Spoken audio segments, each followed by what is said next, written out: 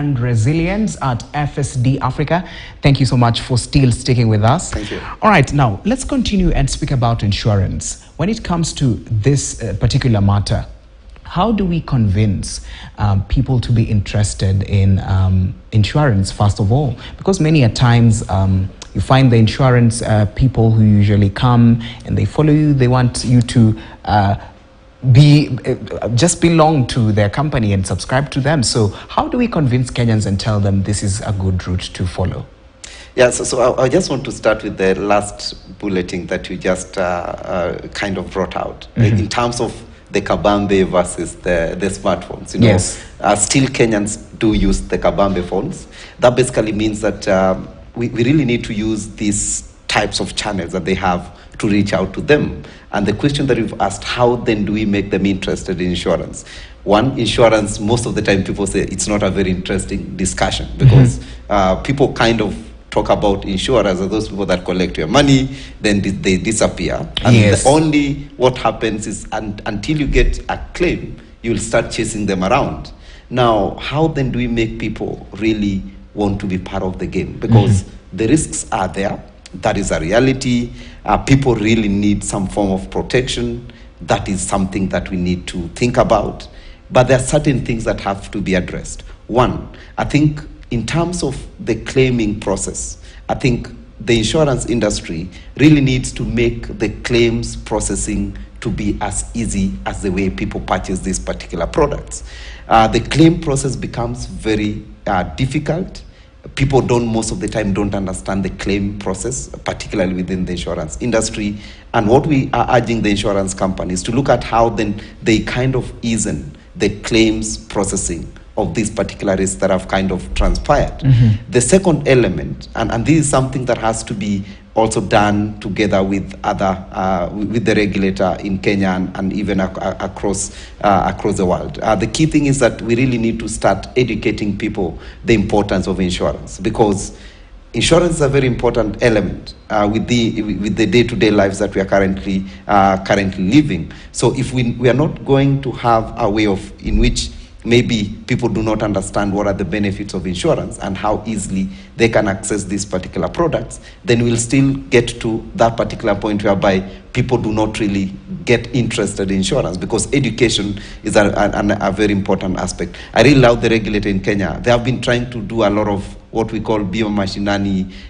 We as also FSD Africa, we've been trying to support the insurance companies and the innovators through programs such as Bima Lab to enable them to go to the market and talk about what insurance really entails. The last thing, I think we really need to think about embedding insurance in various elements of what we do. So for instance, you know, if somebody is going to purchase a particular product, or somebody is going to purchase a particular item, why are we not embedding that? That is something that has really helped countries such as South Africa, because you'll get that South Africa has a penetration of around 14% compared to the entire continent in Africa, which has only 3%. Yes. What have they done? They have kind of embedded insurance within their daily lives and their daily processes. So funeral insurance is a must in South Africa. People have to basically purchase that. Compared to that, you know, as we have what we call the garden square, whereby in case maybe you face a particular risk, the first insurance will be, let me go and set camp in garden square and maybe see how I can raise funds. So there's a lot of mind shift that needs to happen. The industry has to make the claims process easier. We need to educate people around insurance, but also we just need to make sure that we embed insurance as part and parcel of our livelihoods. Still on that point of other countries, I was actually about to ask you, since you've mentioned South Africa, let us look at outside Africa and the way they embrace insurance. Is there a difference from the way we do it over here, and what do we need to borrow from them in terms of trying to look at insurance in a different way? Yeah, so there are various learnings that we can basically pick up, but also what I would kind of also mention is that the way we are set up, particularly culturally within Africa, we have already some form of what we call risk mitigants around us. So, you know, if you have you have a family, you'll always know that in case anything happens to me, then the family will take care of that, and that is through the cultural setting. Now, what we can do as a continent, particularly given that our cultural background kind of depicts a lot of around looking at what is standing next to me to provide assistance, is kind of now trying to formalize those informal ways of risk transfer components, because there are different elements that we use, such as chamas. Those can easily be converted to avenues whereby we can embed insurance through our chama systems to provide us with the rightful product and to provide us with the rightful protection. So we just need to know how then we convert these informal settings into formalized settings that will provide value and enable us to become resilient as a society and also as a community. And that's what we need to learn from other countries, whereby they have already come up with a clear mechanism of dealing with that. In South Africa and other countries, they have what we call cell captives, whereby they group themselves into small cells, and those cells kind of enable them to transfer their risk within peer-to-peer type of settings. Another component that maybe we might need to think about from an insurance setting is that, the government really plays a very critical role, particularly on certain risks. So for instance, in the US, when it comes to flooding, the government really provides the first stop when it comes to such risks, such as disasters such as flooding. So how then can we ensure that even within our country, within Kenya, we have what we call a sovereign way of managing certain risks?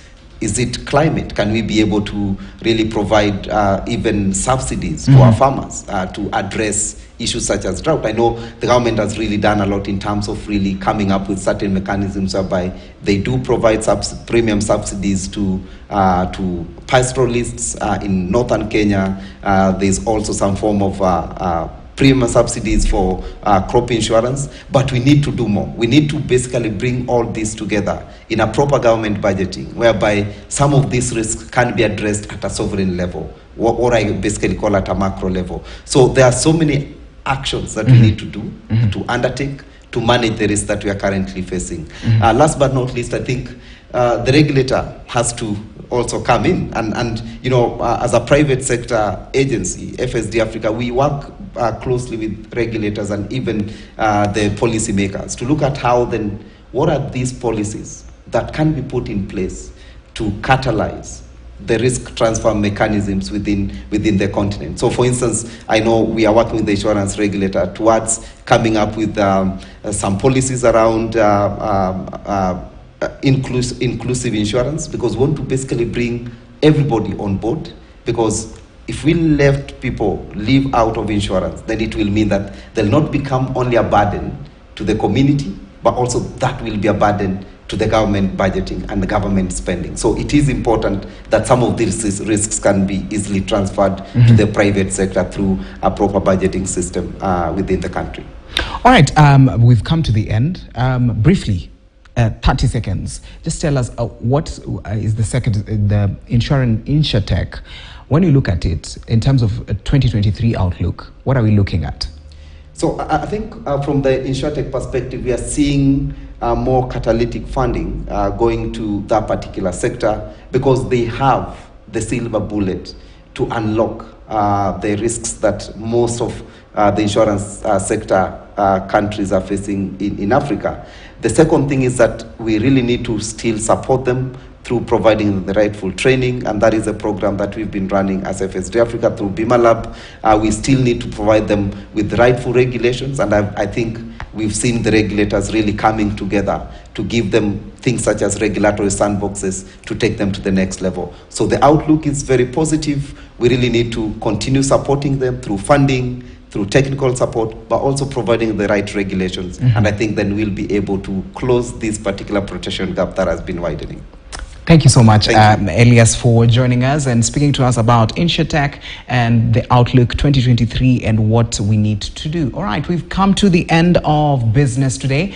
My name is Kelvin Nyakundi. BUA KTN is coming up next, and also Azimio One Kenya leader Raila Odinga is now in Kamukunji grounds. We're also going to be looking at this